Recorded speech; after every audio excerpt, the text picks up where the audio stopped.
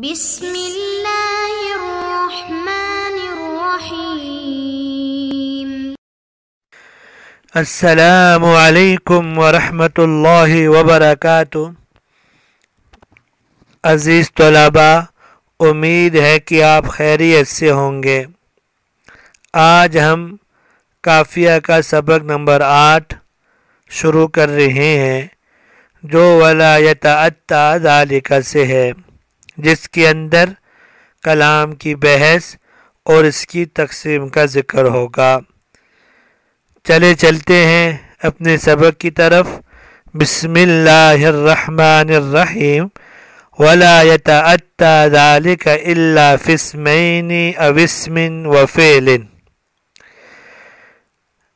پہلے اس کا ترجمہ ہے، پھر عبارت کی تشریح ہے۔ اور یہ کلام حاصل نہیں ہوتا مگر 2 اسموں سے یا ایک اسم اور فعل سے۔ گویا کہ صاحب کتاب نے یہاں کلام کی تقسیم ذکر کر دی ہے کہ کلام 2 ہی چیزیں ہوتی ہیں، یا 2 اقسام ہیں کلام کی۔ پہلی قسم یہ ہے کہ دونوں اسم ہو، یعنی مسند مستدل دونوں اسم ہو، جیسے کہ ہم پڑھتے ہیں زید قائم، یا ایک اسم ہو اور ایک فعل ہو، جیسے کہ مشہور مثالیں ہم پڑھتے آ رہے ہیں ضرب زید۔ اب چلتے ہیں اس عبارت کی تشریح کی طرف۔ یہاں صاحب کتاب یتأتی لے کے آئے ہیں۔ اتیان ایسا فعل ہے جو ذوی العقول کے لیے استعمال ہوتا ہے۔ تو یتأتی کے 2 معنی آتے ہیں، ایک تو وہی اتیان سے ہے جو ذوی العقول کے لیے استعمال ہوتا ہے، اور دوسرا الحصول کے معنی میں ہے، جو اس کا مجازی معنی ہے، اور یہاں یہ اپنے مجازی معنی میں ہے۔ اس کا مطلب یہ ہوا کہ کلام ہمیں 2 اسموں میں یا ایک اسم و فعل سے حاصل ہوتا ہے۔ ذالک کا اسم اشارہ ہے، اس کے مشار الیہ میں 2 احتمال ہیں۔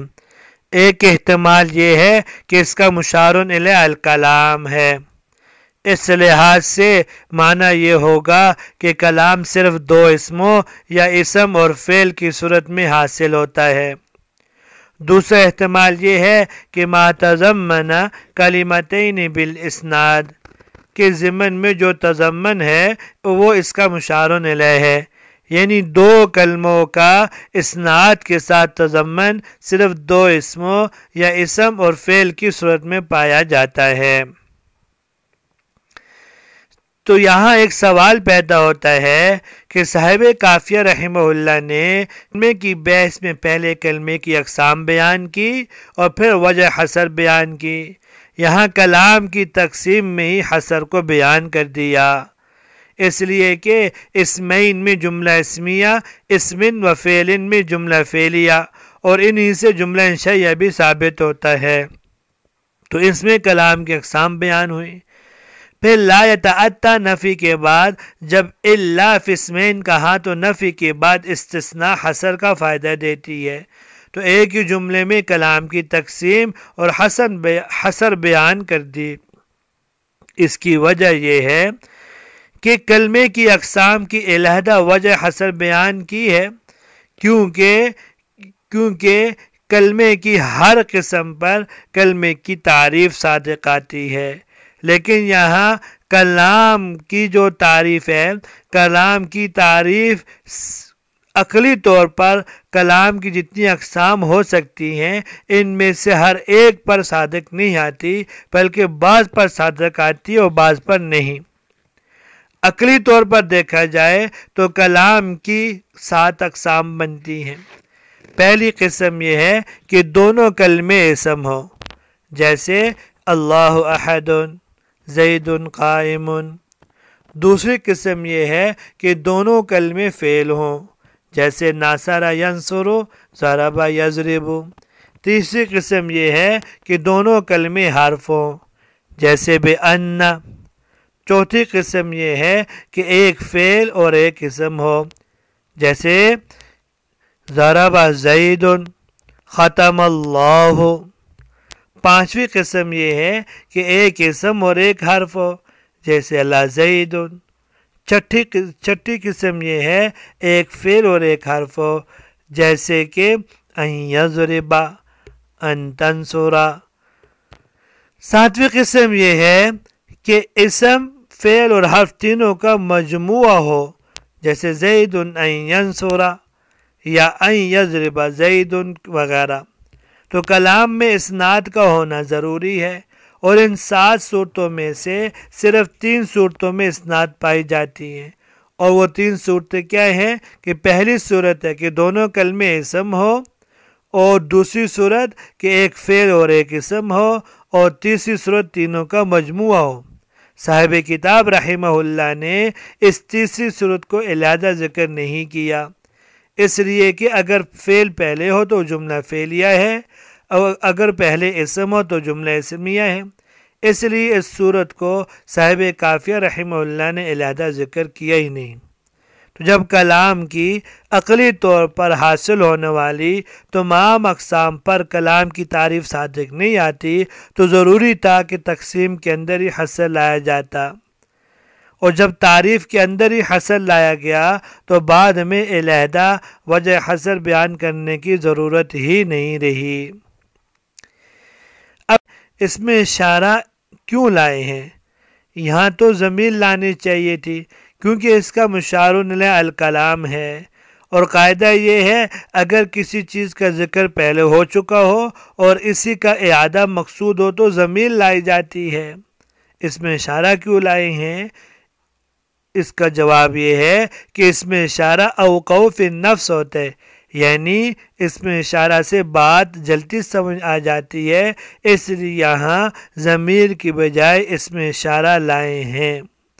او اسم و فعل، او اسم میں اسم کو مقدم کر دیا ہے کیونکہ اسم کو فعل پر رتبہ حاصل ہے، اور اس رتبے کا لحاظ کر کے اسم کو فعل پر مقدم ذکر کیا۔ باقی جو یہ کہا کہ دو اسموں سے کلام بنتا ہے یا ایک فعل اور ایک اسم سے بنتا ہے، یہ فعل چاہے وہ مذکور ہو، چاہے وہ حقیقی ہو، چاہے حکمی ہو، جیسے یا زیدن میں یا حرف ندا یہ فعل کے قائم مقام ہے، اس لیے یا زیدو کے ذریعے سے ایک کلام کی تعریف پہ اعتراض نہیں کیا جا سکتا کہ آپ نے کہا کہ ایک اسم، دو اسم ہو یا ایک فعل اور اسم ہو، یا زیدو ایک حرف اور اسم سے ہے۔ آخر میں ایک چھوٹا سا سوال ہے، سوال یہ ہے کہ صاحب کتاب کا مقصد اختصار ہے، کہ صاحب کتاب اختصار کی در پہ ہیں تو اتنی لمبی عبارت کیوں ذکر کی؟ بس یوں ہی کہہ دیتے الکلام ما تضمن اسمین او اسما و فعلا۔ اس کا جواب یہ ہے کہ موجودہ عبارت سے 3 نکات حل ہوتے ہیں۔ پہلا نکتہ یہ ہے کہ کلام کی تعریف و تقسیم کلمے کی تعریف و تقسیم کے موافق ہوگی، کیونکہ کلمے کی تعریف و تقسیم علیحدہ علیحدہ تھی، یہاں پر بھی کلام کی تقسیم و تعریف علیحدہ علیحدہ ہوگی۔ دوسرا نکتہ یہ ہے کہ ہماری عبارت اجمال و تفصیل کی حامل ہے، اور اجمال فن فصاحت و بلاغت کا اہم باب ہے، جبکہ آپ کی عبارت اجمال و تفصیل کی حامل نہ تھی۔ اور تیسرا نکتہ ہماری عبارت لا اور الا کی وجہ سے حصر پر مشتمل ہے، جو کہ ضروری تھا، جبکہ آپ کی عبارت ایسی نہیں ہے۔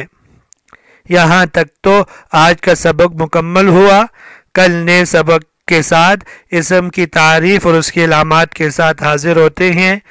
اللہ تبارک و تعالی ہم سب کا حامی و ناصر ہو۔ السلام علیکم ورحمۃ اللہ وبرکاتہ۔